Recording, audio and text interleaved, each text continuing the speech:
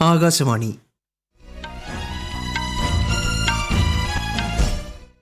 നമസ്കാരം.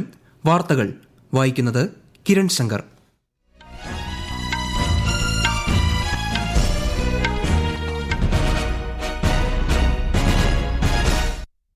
പ്രധാന വാർത്തകൾ. ഭഗവാൻ ശ്രീ ബുദ്ധനുമായി ബന്ധപ്പെട്ട പിപ്രാഹ്വ തിരുശേഷിപ്പുകളുടെ അന്താരാഷ്ട്ര പ്രദർശനം പ്രധാനമന്ത്രി നരേന്ദ്രമോദി ഇന്ന് ന്യൂഡൽഹിയിൽ ഉദ്ഘാടനം ചെയ്യും.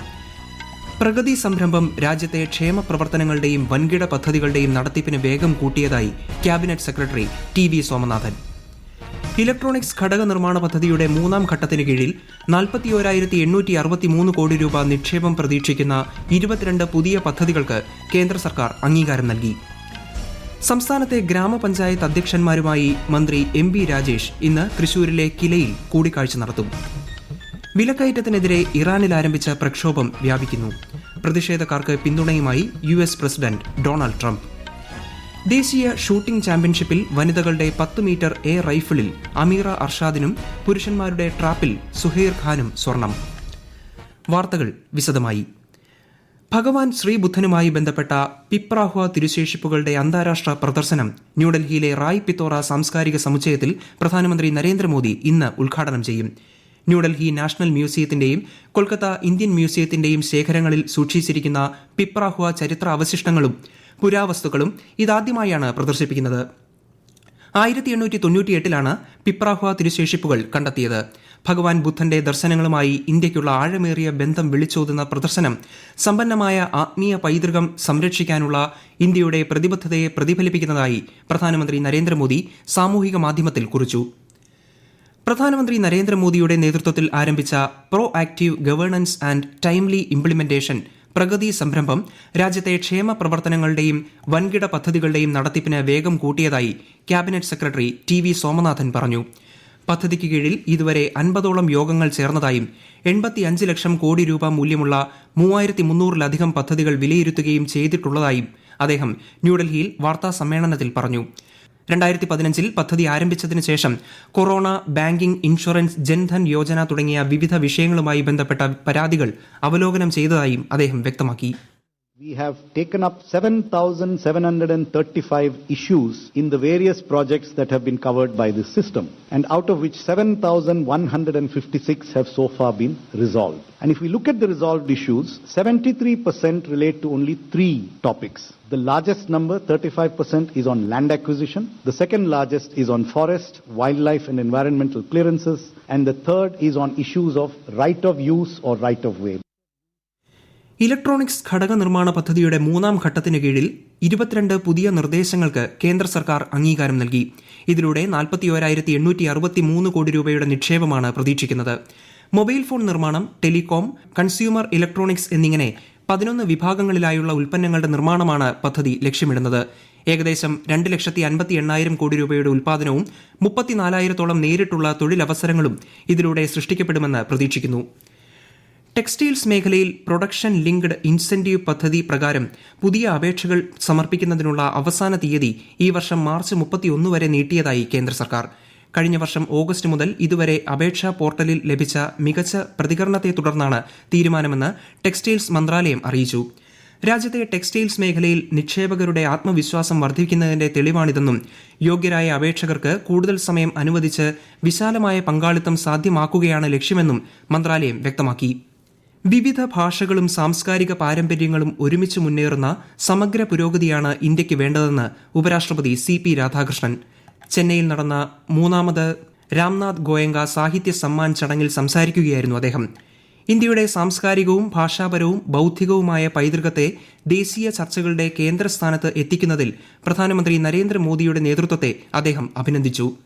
സാഹിത്യം എല്ലായ്പ്പോഴും സമൂഹത്തിന്റെ കണ്ണാടിയായും സാംസ്കാരിക മൂല്യങ്ങളുടെ വഴികാട്ടിയായും പ്രവർത്തിച്ചിട്ടുണ്ടെന്നും ദ്രുതഗതിയിലുള്ള സാമ്പത്തിക, സാങ്കേതിക, സാമൂഹിക പരിവർത്തനങ്ങളുടെ ഈ കാലഘട്ടത്തിൽ എഴുത്തുകാരുടെയും ബുദ്ധിജീവികളുടെയും ഉത്തരവാദിത്തം കൂടുതൽ പ്രാധാന്യം നേടുന്നുവെന്നും അദ്ദേഹം പറഞ്ഞു. ചരിത്രവും സാംസ്കാരിക പാരമ്പര്യങ്ങളും അംഗീകരിക്കുന്നതിലൂടെയാണ് ആധുനിക ഇന്ത്യ ശക്തിയാർജിക്കുന്നതെന്ന് രാജ്യരക്ഷാ മന്ത്രി രാജ്നാഥ് സിംഗ്. ഉന്നത വിദ്യാഭ്യാസം നേടിയവരും ഉയർന്ന തൊഴിൽ മേഖലകളിൽ പ്രവർത്തിക്കുന്നവരും രാജ്യത്തിനും സമൂഹത്തിനും എതിരായ പ്രവർത്തനങ്ങളിൽ ഏർപ്പെടുന്നത് അങ്ങേയറ്റം ആശങ്കാജനകമാണെന്ന് അദ്ദേഹം പറഞ്ഞു. ഉദയ്പൂരിലെ ഒരു കോളേജിന്റെ സ്ഥാപക ദിനാഘോഷത്തിൽ സംസാരിക്കുകയായിരുന്നു കേന്ദ്രമന്ത്രി.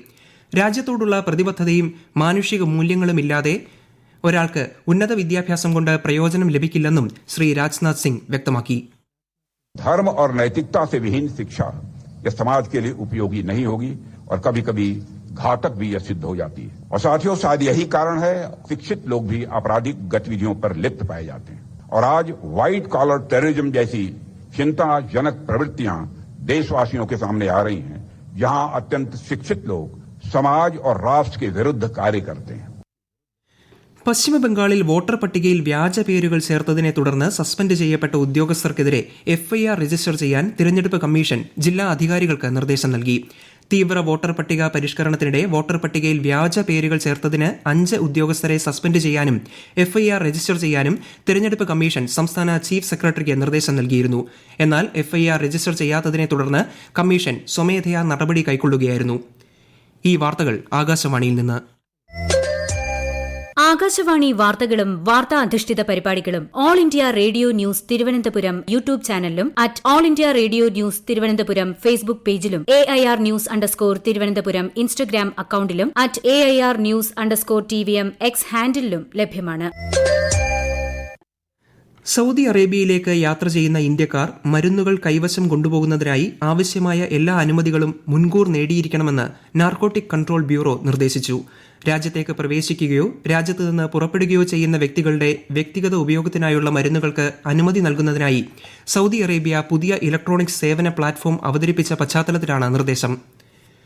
കുതിച്ചുയരുന്ന പണപ്പെരുപ്പത്തിനും വിലക്കയറ്റത്തിനുമെതിരെ ഇറാനിൽ ആരംഭിച്ച പ്രക്ഷോഭം വ്യാപിക്കുന്നു. അതിനിടെ പ്രതിഷേധിക്കുന്നവർക്കെതിരെ ഇറാൻ സൈന്യം വെടിയുതിർത്താൽ അവർക്ക് പിന്തുണ നൽകുമെന്ന് വ്യക്തമാക്കി US പ്രസിഡന്റ് ഡൊണാൾഡ് ട്രംപ് രംഗത്തെത്തി. വിശദാംശങ്ങളിലേക്ക്.